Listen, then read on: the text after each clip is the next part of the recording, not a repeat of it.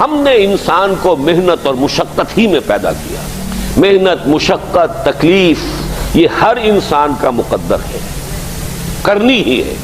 فرق صرف یہ ہوتا ہے کہ کسی کی مشقت اور محنت جسمانی زیادہ ہے، اینٹیں ڈھو رہا ہے غریب، کسی چلا رہا ہے. کسی کی محنت مشقت ذہنی زیادہ ہوتی ہے، بیٹھا ہوا تو ہے آرام کرسی پر، ریوالونگ چیئر ہے بڑی آرام دہ، لیکن اس کی جو ذہنی مشقت جو وہ کر رہا ہے. جو جسمانی مشقت کرتا ہے وہ رات کو پاؤں پھیلا کر سوتا ہے، چاہے روٹی بھی پوری نہ ملی ہو، لیکن اسے پتہ نہیں ہوتا رات کب گزر گئی. اور یہ دوسرے جو ہوتے ہیں انہیں رات کو بھی نیند نہیں آتی، مخملی گدیروں پر بھی نہیں آتی. انہیں ضرورت ہوتی ہے ہپنوٹکس کی بھی، سیڈیٹیوز کی بھی، ٹرینکولائزرز کی بھی، یہ ساری چیزیں وہاں چلتی ہیں، اس لیے کہ ان کی جو کوفت ہے وہ کسی اور قسم کی. لیکن بچا ہوا کوئی نہیں ہے. محنت، مشقت، قرآن نے اتنی قسمیں کھا کر اللہ نے کہا ہے. ہم نے انسان کو، یہاں کسی انسان کی تخصیص نہیں ہے.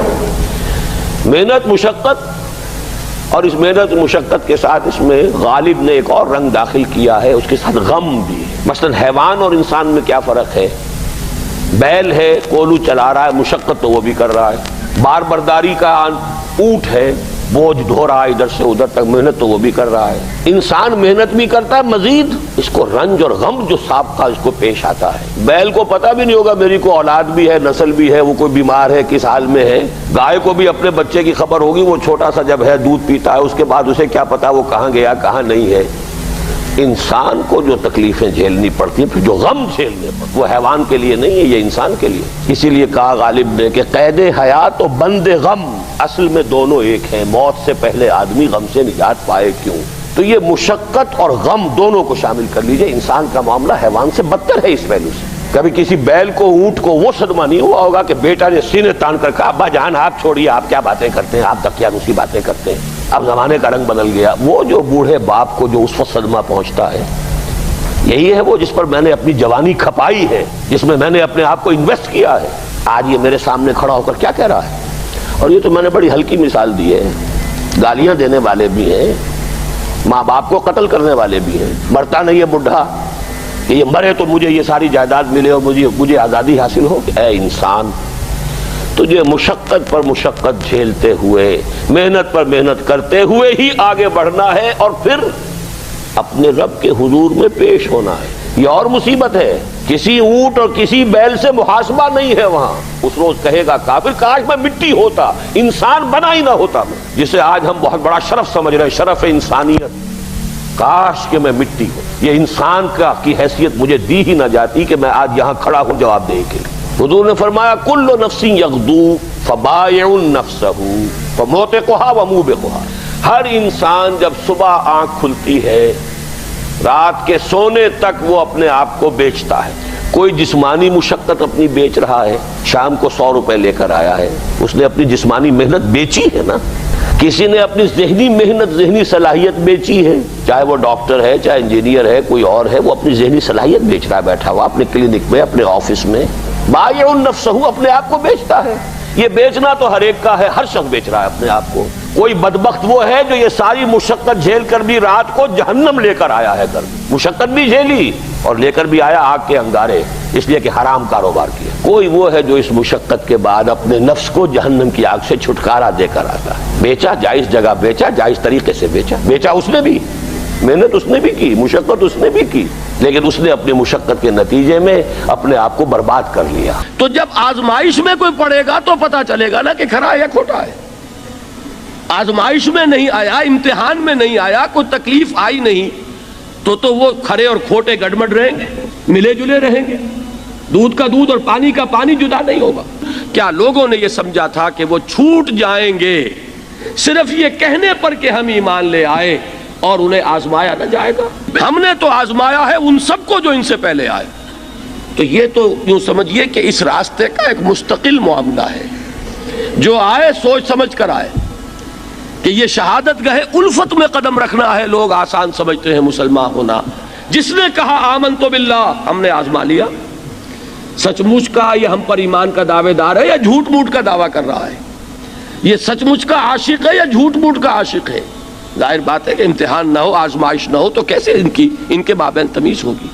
کہہ تو دیا سب نے آمنت باللہ. اب ذرا تھوڑی دیر کے لیے ہم بھی اپنے گریبانوں میں جھانکے. ہم بھی کہتے ہیں نا اللہ کا، ہمارا ایمان ہے اللہ پر، آخرت پر، رسول کا عشق کا بھی دعویٰ ہے، اور جب نعتیں ہم سنتے ہیں تو بڑے جھومتے ہیں، لیکن یہ کہ واقعتاً آدمی جھانکے اپنے قلب کی گہرائیوں میں کہ یہ ہم کتنے کچھ سچے ہیں اپنے اس دعویٰ ایمان میں۔ جہاں کوئی معاملہ آیا، اگر ہم اس دین کے اس حکم پر عمل کرتے ہیں تو اتنا نقصان ہوتا ہے، اس حکم کو پیچھے ڈال دیں تو اتنا نفع ہوتا ہے۔ سچ بتائیے کہ ہم میں سے اکثریت کا فیصلہ کس بات کی طرف جائے گا؟ دین کا حکم پس پشت، دنیاوی مفاد وہ مقدم۔ تو معلوم ہو گیا کہ ہمارا یہ دعویٰ جو ہے اللہ پر ایمان کا اور آخرت کے یقین کا جھوٹا دعویٰ ہے۔ کیوں اللہ کی طرف سے یہ چیزیں آتی ہیں؟ دیکھو، کوئی مصیبت تم پر نہیں آ سکتی، نہیں آتی مگر اللہ کے اذن سے۔ وَمَن يُؤْمِن بِاللَّهِ، اور جو شخص اللہ پر ایمان رکھتا ہو، یہدِ قلبہ، اللہ اس کے دل کو ہدایت دے دیتا ہے، اس کے دل کو سکون عطا کر دیتا ہے، وہ راضی برضائے رب ہو جاتا ہے، اس میں شکوہ نہیں رہتا، اس میں شکایت نہیں ہوتی، اس میں تلخی نہیں ہوتی، کیوں ہو گیا، کیسے ہو گیا، کیوں ہو گیا، نہیں ہونا چاہیے، نہیں دیتے۔ یہ سارا جو پیچ آدمی کھاتا رہتا ہے نا، اندر ہی اندر وہ جو پیچ کھا رہا ہے، یہ سب پیچ سے نجات نہیں گئی۔ پہلی بات یہ کہ یہ اللہ کی طرف سے آزمائش کے طور پر آتی ہے۔ آزمائش، میرا بندہ اس پر صبر کرتا ہے یا نہیں، یا میرے خلاف بکواس کرنے پر آمادہ ہو جاتا ہے۔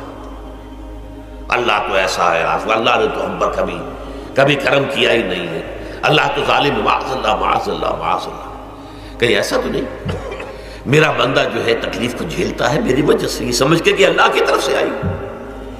یہ سب جو ہے یہ بہت بڑی کامیابی ہے اگر انسان کو حاصل ہو جائے۔ اور اس صبر کے نتیجے میں دو اور باتیں پیدا ہوتی ہیں۔ یہ مضامین علیحدہ علیحدہ دروس کے اندر آتے رہے ہیں، لیکن آج ایک نئے عنوان کے تحت جمع ہو کر آ رہے ہیں۔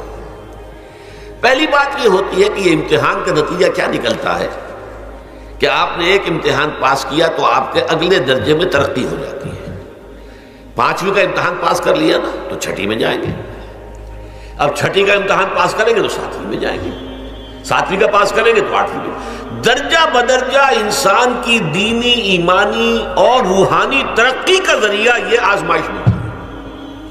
جتنا اس میں صبر ہوگا، جتنا اس میں تسلیم و رضا جو ہے آپ حاصل کرتے جائیں گے تو آپ کے درجے بلند ہوتے چلے جائیں گے۔ آپ کا امتحان کڑے سے کڑا آئے گا، بڑے سے بڑا آئے گا، مشکل سے مشکل تر آئے گا۔ ایک وقت میں ایم اے کا امتحان بھی آپ کو دینا ہوگا، ایک وقت میں ہو سکتا ہے پی ایچ ڈی کے لیے تھیسس آپ لکھیں، پھر اس کے اوپر جو ہے ٹیم بیٹھی ہوئی اور آپ سے وہ بحث کرے، جرا کرے آپ سے، وہ بھی کرنا ہوگا۔ لیکن یہ کہ اگر پرائمری ہی میں فیل ہو گئے تو اس کا سوال ہی پیدا نہیں ہوتا کہ کبھی آپ ایم اے کا یا پی ایچ ڈی کا تھیسس بھی لکھیں۔ اور اسی کو دوسرے انداز میں کہا گیا ہے قرآن مجید میں، وَلِيُبْلِيَ الْمُؤْمِنِينَ مِنْهُ بَلَاءً حَسَنًا۔ اصل میں ابلا کہتے ہیں، بلا یبلو جو ہے عربی زبان میں آتا ہے آزمانا۔ خلق الموت والحیات لیبلوکم ایکم احسن عملا، یہی معنی ابتلا کے میں، ابتلا یبتلی آزمانا۔ ابلا یبلی جو آتا ہے باب افعال سے، اس میں آتا ہے کسی کو کسی تکلیف میں ڈال کر اس کو نکھارنا، کہ اس کا جوہر نکھر جائے، اس کے اندر جو خیر ہے وہ اور چمک جائے، لوگوں کو بھی معلوم ہو جائے کہ یہ شخص اس مقام کا اہل ہے، اس کے اندر یہ صلاحیت ہے، اس میں یہ قوت موجود ہے۔ تو یہ گویا کہ اہل ایمان کی صلاحیتوں کو نکھارنے کے لیے اور ان کے درجات کی ترقی کے لیے بھی اللہ تعالیٰ دنیا کے اندر یہ مصیبتیں اور امتحانات جو ہیں آزمائش کے حوالے سے افراد پر بھی اجتماعی طور پر بھی لاتا ہے۔ اور ایک اس کا اور بھی ہے، اہل ایمان پر اس طرح کے ابتلاء و آزمائش کی ایک نوعیت اور بھی ہے، اور وہ یہ ہے کہ جو بھی آپ سے غیر ارادی طور پر یا یہ کہ آپ نے کوئی گناہ ارادی طور پر بھی کر لیا، اللہ تعالیٰ اس کی سزا اسی دنیا میں دے کر آخرت کی سزا سے محفوظ کر دیتا۔ گویا کہ اس سے بڑا خیر کیا ہوگا؟ یہاں کی سزا کیا ہے؟ جھیل لیا آپ نے، بخار آ گیا، ٹانگ ٹوٹ گئی، چلیے 3 مہینے آپ بستر پر پڑے رہے نا، اور کیا ہوا؟ کچھ نہیں۔ لیکن یہ کہ آخرت کی سزا ملتی ہے، بہت عظیم ہوتی ہے، لہذا کفارہ بناتا ہے اللہ تعالیٰ گناہ، ان جو بھی گناہ ہو گئے ہیں، غلطیاں ہو گئی ہیں، ان کا کفارہ اللہ تعالیٰ بندہ مومن کے لیے، حضور کی ایک حدیث ہے، اس کا متن مجھے اس وقت یاد نہیں ہے، کہ مومن کا معاملہ عجیب ہے، اسے کوئی تکلیف پہنچتی ہے صبر کرتا ہے، وہ اس کے گناہوں کا کفارہ بن جاتا ہے، اور اگر کوئی خوبی ملتی ہے تو اللہ تعالیٰ کا شکر ادا کرتا ہے، اس کے درجات بلند ہو جاتے ہیں۔ تو یہ معاملہ جو ہے اللہ تعالیٰ کی طرف سے بندہ مومن کے حق میں خیر، کہ در حقیقت اس کے ان گناہوں کی پاداش کہ جو اس نے یہاں کر لیے ہیں یہی دنیا میں دے کر دھو دیا جائے، پاک کر دیا جائے۔ جیسے آپ کو معلوم ہے دھوبی جو ہے کپڑے کو بھٹی میں چڑھاتا ہے، گرم پانی میں ڈالتا ہے کہ ڈالتا ہے تاکہ اس کا میل نکلے، اس کے آگے پٹکتا بھی ہے ذرا اس کو تاکہ وہ میل اچھی طرح چھٹ جائے اس سے۔ اسی طرح اگر دنیا میں ہمارے میل چھٹ جائیں، دنیا میں اگر ہمارے گناہ دھل جائیں تو یہ بڑے نفع کا سودا ہے، بڑے نفع کا سودا ہے، بڑے نفع کا سودا ہے۔ اس اعتبار سے آپ غور کیجئے کہ اگر یہ حقائق ہمارے سامنے رہے تو کیا کوئی تکلیف دنیا کی ہمیں بھاری محسوس ہوگی؟